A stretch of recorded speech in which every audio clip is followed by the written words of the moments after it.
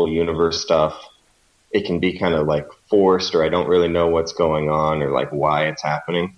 But it was just enough of it, like it wasn't so different of a world, and it wasn't like so big that it seemed manageable to me. It's just like, okay, I can picture this guy. He's not a monster anymore. Easy enough. You know, I don't really need to know too much else about how it happened or why it's happening, because it'll come around later. It'll come around to, yeah, like that. It's like I've read enough Grant Morrison to know that a lot of times you just got to go with the flow, because if you try to pick into the mind, and I even fall into those traps too, because I was waiting for the fourth wall to be broken or something weird to happen, and I even looked at the newspaper clippings that, when he gets hit by the car, I was like, oh, what's inside that newspaper that's going to tell me more about what's going on? It wasn't there. It's so linear that I couldn't understand that. I couldn't believe it was a Grant Morrison story. But it does hop around inside of these different universes. Ben Grimm gets stuck in a universe, and then Susie Reed gets pulled out of her humdrum life to visit Namor. Yeah, he's the like Prince of Atlantis, and he has like power over water. Oh yeah, he can. So he's like the enemy of the Torch. Yeah, but he loves the girl. He loves the Torch's sister. Yeah, and so that's that. I had some fun with that. I thought that was pretty cool. Seeing just seeing that romance. Yeah, you know, like I think there's like a strong dynamic between those, like Namor and Sue Storm. I was like, wow, like I wasn't rooting for him because I know, like, like. Yeah, it's a cool love triangle, because it's like, oh, I'm enemies with your brother, but I love the sister. You know, But she's also married to Reed Richards. Yeah, he's in trouble, this Namor guy. Yeah, but we won't spoil too much of that. But like, I thought that was just a touching, and at the same time, kind of like gross, sort of. I don't know if it's gross, but I was just like, Namor, get your own girl. You know, even if Reed Richards is busy with his projects, whatever he's doing. And I did like that they kept what he was doing like secret till the very end. And we won't spoil that. We won't go into that, but as far as you guys know, Mr. Flexible is he's thinking away. And meanwhile, there's chaos everywhere. We get flashes back to Ben Grimm, who is having a very hard time being human again in this alternate reality universe. And Susie, and we see Susie wrapped up in this emotional turmoil. And then what's our Torch guy? Johnny. What's his? What is you've ruined? I can't remember his name now. Or I mean, like, what was going on with him? Because he had to like fight this like mole person. Yes, but then they like trapped him down in the pits where your flame doesn't work.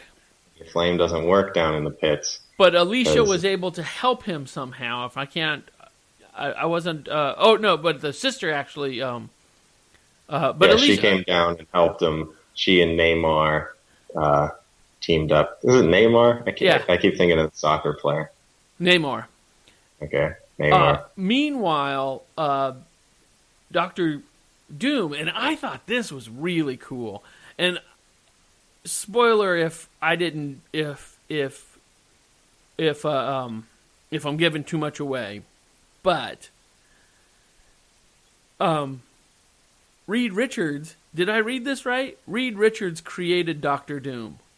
Yeah, so there's this whole backstory about like this Dr. Doom character, because I didn't really know who he was, like the extent of his powers. He seems like like if he's doing stuff with universes, it seems like way out of like way stronger than just being like a strong guy, or a guy who can like be a torch. Uh-huh. He's dealing on like a whole nother level of powers.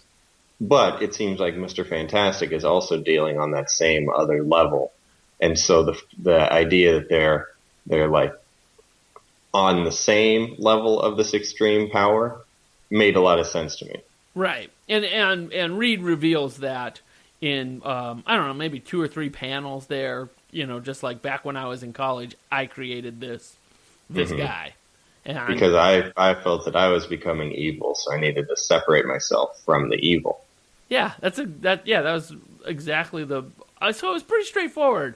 And I wonder. Yeah, and like one of the other things you were talking about, Grant, here is that he can do these really like crazy, complicated things, but he just leaves it simple.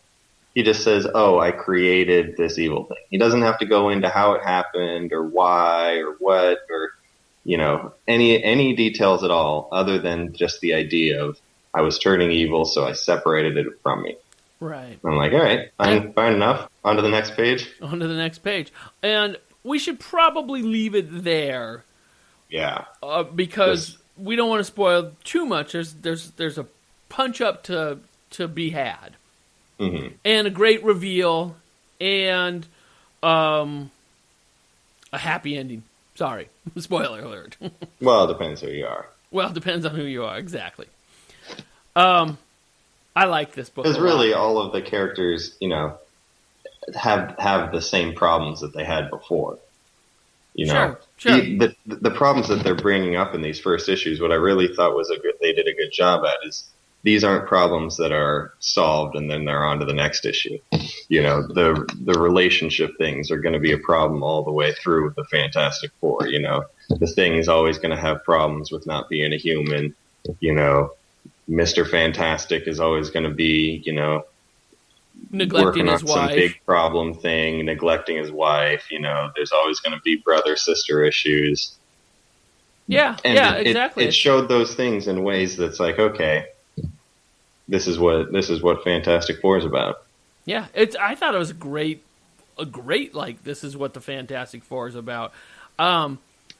Yeah, I hope that the next Fantastic Four I read is as good as this one was, because I really, really enjoyed it. And I felt that 4 issues flew by, like felt like a single issue. Yeah, it was surprisingly short. I was surprised with that as well. Yeah, it really flew by. And I think what really helped it fly by was the action, the emotion, and just how well it was just written. It was written very simply. Yeah. For as much as it had to cover. Yeah, there's a lot to cover and very well written. What about the art? What'd you think about the art there, Larry? I like this art. Now, I like this art. That's like faint praise coming from Larry. This is, well, when you read it panel to panel, it doesn't work as well as page to page. And what I mean by that is, so I guess that Comixology and your Kindle has a downfall. Mm-hmm. Because a lot of the times you can't read it page to page because a full page gets a little too askew, a little too blown up, and you can't. Yeah. You would if you were looking at this page to page on the comic book page, you would pull it closer to your face to read the words. Yeah, exactly. But here, like, you can't do that. You can go panel to panel, and what I'm trying to say is, like, it has this like guided reading system. It goes, it reads the story for you, pulls panel up, panel up, panel up. But what you really should do is pull back and look at this page to page, because the panel work here is really the standout. That does. I hadn't thought of it that way, but now that you mention it, that does. Yeah, the panel give work me is more appreciation for it. Yeah, because you see really jaunty angles of panels, and then panels over the top of panels. But the story there's still a lot works. of like full page work, and then it'll have like 4 panels on top of it. So it's almost like you get the effect of a full page, and a little bit of stuff going on in the same time. Right.